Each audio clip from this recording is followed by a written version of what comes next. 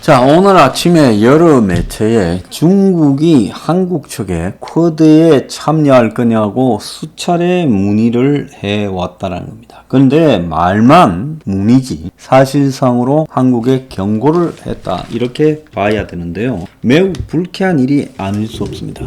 자, 사우스 차이나 모닝 포스트지가 보도했는데요. 불참 경고를 보낸 것으로 봐야 된다 했고, 한국은 미국에서 요청을 안 받았다라고 답변을 했다, 이렇게 이야기가 나오고 있습니다. 자, 쿼드는 다 알다시피 미국, 일본, 호주, 인도 등이 네 나라의 안보 협의체입니다. 중국에 대한 압박 수위를 높이기 위해 당연히 미국의 주요 동맹 중인 하나인 한국에 대해서 미국이 직간접으로 참여하라는 요구가 많이 있었고, 중국은 한국에 압박을 하며 참여하지 말라고 경고 메시지를 집요하게 보내고 있다, 이렇게 봐야 되죠. 중국은 다음 달 한미 정상회담을 앞두고 약한 고리인 한국을 상대로 경고 목소리를 집요하게 내서 한미 정상회담에서 한국이 미국이 원하는 중국 포위 구도에 어떤 것도 합의해주지 마라, 지금 이렇게 시도하고 있는 걸 보입니다.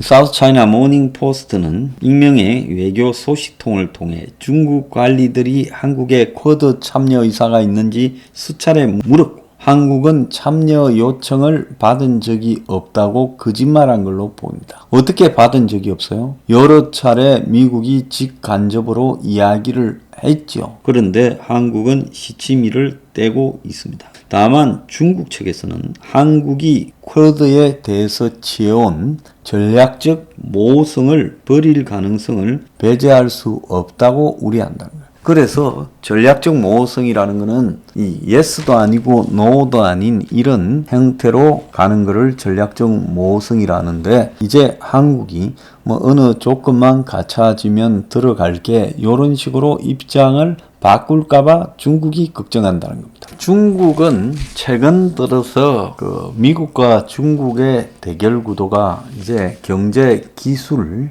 그리고 군사적인 부분에서 다 전방위로 붙고 있습니다.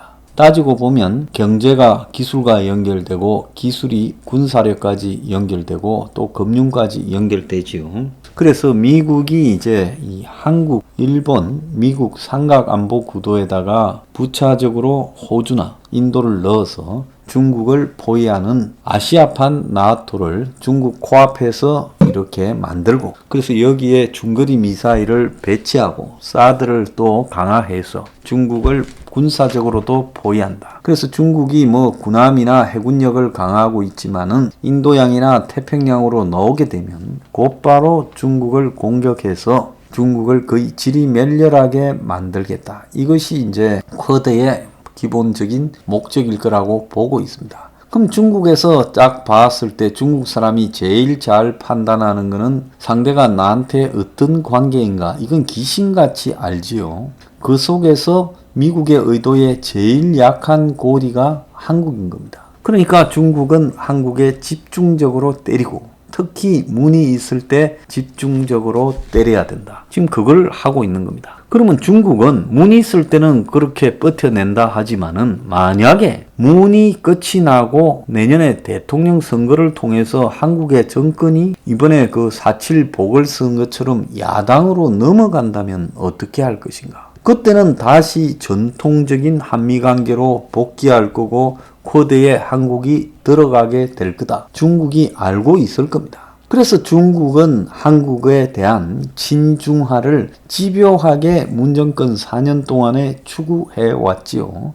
그래서 이 친중화는 곧바로 한국의 작용화를 의미하는 거고, 그 속에서 중국은 한국 국민의 인식, 의식 수준까지도 변화시키려고 했을 거라고 봅니다.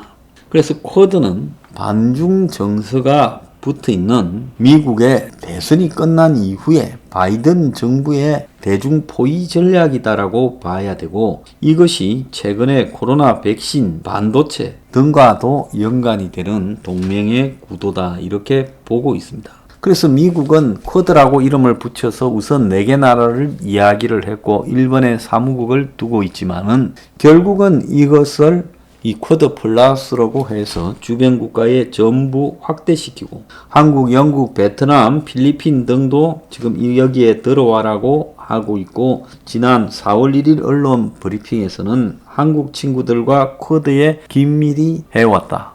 이 쿼드 참여를 환영한다라고 말을 하고 있습니다. 근데 한국은 여기에 대해서 미국과 대화를 나눈 게 없다. 요청을 받은 적도 없다라고 이야기하고 문가리는 뉴욕타임즈 인터뷰에서 한국은 중국과 여러 현안에 대해 협조해야 된다라고 말을 하며 지금 중국 편을 드는 것처럼 보였고 보아오 포럼의 발언도 그렇게 했습니다. 그래서 지금 이 중국 측에서 봤을 때는 이 쿼드에 대한 중국의 의심, 한국이 행여나 들어가지 않을까. 문이 내달 말에 미국을 방문했을 때 이 문제에 대해서 행여나 미국에 모종의 약속을 해주지 않을까. 그런 부분에 대한 중국 정부와 이 학자들의 의심이 최근에 쿼드에 대한 공격으로 나오고 있다는 겁니다. 중국은 미일 정상회담, 서가 바이든 회담을 앞두고도 이런 이야기를 했지요.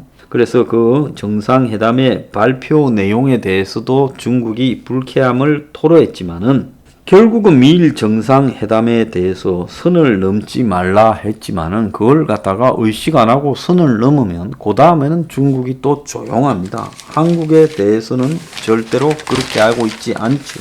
지난 토요일 날 중국 외교부 홈페이지에 왕이 외교부장이 미국 외교협회와 화상 교류에서 민주는 미국이 원료로 만들고 세계가 한 가지 맛을 보는 콜라가 아니다. 코카콜라가 아니다. 중국도 사회주의 민주 정치를 하고 있다. 이렇게 말했습니다. 민주의 형식이 미국과 다르다고 중국의 권위주의적이다, 전제주의다 딱지를 붙이지 마라. 이렇게 지금 중국이 미국에 공격을 하고 나섰습니다. 자, 이 속에서요. 해외 진출한 국내 기업의 41%가 제일 큰 고민이 뭔가 하면 미중 갈등이 가장 부담이 큰 통상 이슈다. 이렇게 말하고 수출입 전략에 악영향을 미치고 있다. 바이든 정부가 중국 제재를 이어가며 반도체나 배터리에 새 판을 짜고 있는데 그래서 주요 국가들이 매출 발생지 기준으로 해서 그러니까 중국에 나가 있는 기업들은 중국, 미국에 나가 있는 기업들은 미국을 기준으로 법인세나 자국 산업 보호에 관련되는 세제 개편이 추진되고 있다. 그래서 한국 정부가 양자나 다자 무역 협정 참여를 늘려서 그래서 이 중국이나 미국 등 주요국이 이 부분에 대해서 압박을 행사하지 못하게 기업들을 보호해달라. 이런 이야기를 지금 많이 하고 있습니다. 그런데 기업 보호는 고사하고요. 지난 주말에 보면 중국의 투기 세력 배불려주는 한국의 코인 시장 해가지고 중국 송금이 코인 시장에서 10배가 폭증을 했다. 그래서 5개 대형은행의 해외 송금 추이 분석을 해보니까 지금 이달 들어 13일 만에 지금 1,200억 정도가 보내졌다. 그래서 당국이 차익거래 방지 대책을 내놓고 있지 못한다는 겁니다. 쉽게 이야기하면 중국이 해외에서 중국 사람들이 가상화폐를 사가지고 한국에서 환전해서 그 차익을 벌어가지고 이제 중국으로 다시 보낸다는 거죠. 자, 이거는 뭘 의미하겠습니까? 그만큼 가상화폐가 옛날에 금밀수처럼 한국에 갖고 들어오기만 하면 자동으로 10%, 15% 이렇게 더 붙고 심지어 어떤 때는 20%가 더 붙기도 했다는 겁니다. 그러니까 당연히 가상화폐 한국에 들고 와서 환전해서 지금 중국으로 가지고 들어가는 일까지 벌어지고 있습니다.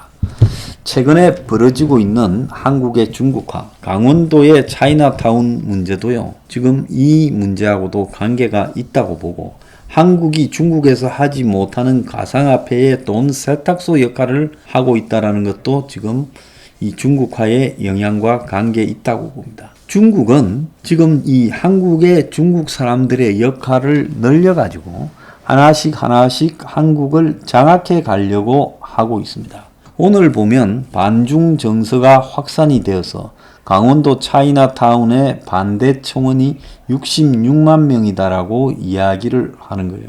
자, 해당 청원인은 한중 관계에 있어 교류와 협력이 중요하다 해도 중국에 한국 땅을 주지 말라라고 이야기를 했습니다. 국민이 날이 갈수록 심해지는 중국 동북 공정에 자국의 문화를 잃을까 불안감을 느끼고 있다. 얼마 전에는 중국 소속사 작가가 잘못된 이야기로 한국 역사를 왜곡해 분노를 샀다. 자, 이렇게 말을 하고 있어요. 자, 최근에 보면 중국이 만든 틱톡이라는 짧은 동영상 사이트에 한국 전통이라는 부분만 이름을 넣어도 금방 그 영상이 삭제되고 있다는 겁니다. 그래서 중국이 전방위로 중국 SNS에서 한국에 대해서 통제에 나서고 있는데 한국은 중국에 이런 식으로 한국 땅과 한국에 대한 중국의 영향력을 확산시키는 거, 이건 매우 잘못된 겁니다.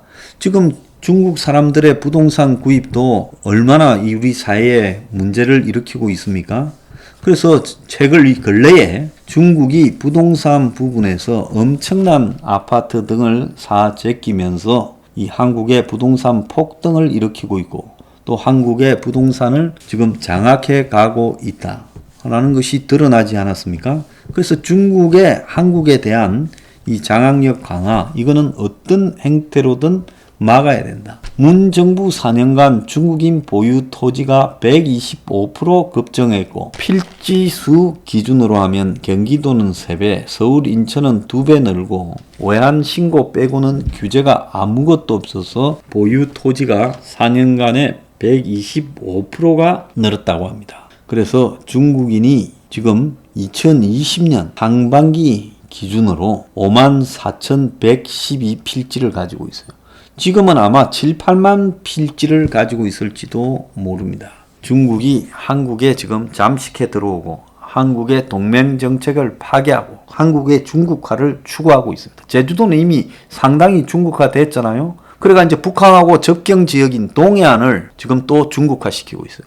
동해가 중국으로서는 취약하잖아요. 그러니까 동해를 중국화 시켜서 동해의 항구, 속초, 삼척, 강릉, 동해시 이런 부분을 장악하려고 들 겁니다. 그래서 중국이 제주도를 포스트로 팽택을 또 장악하고 또 강원도를 장악해서 한국을 동해, 서해, 남해 3면에서 압박하려고 하고 있는 겁니다. 자, 중국 여기서 스톱 시켜야 됩니다.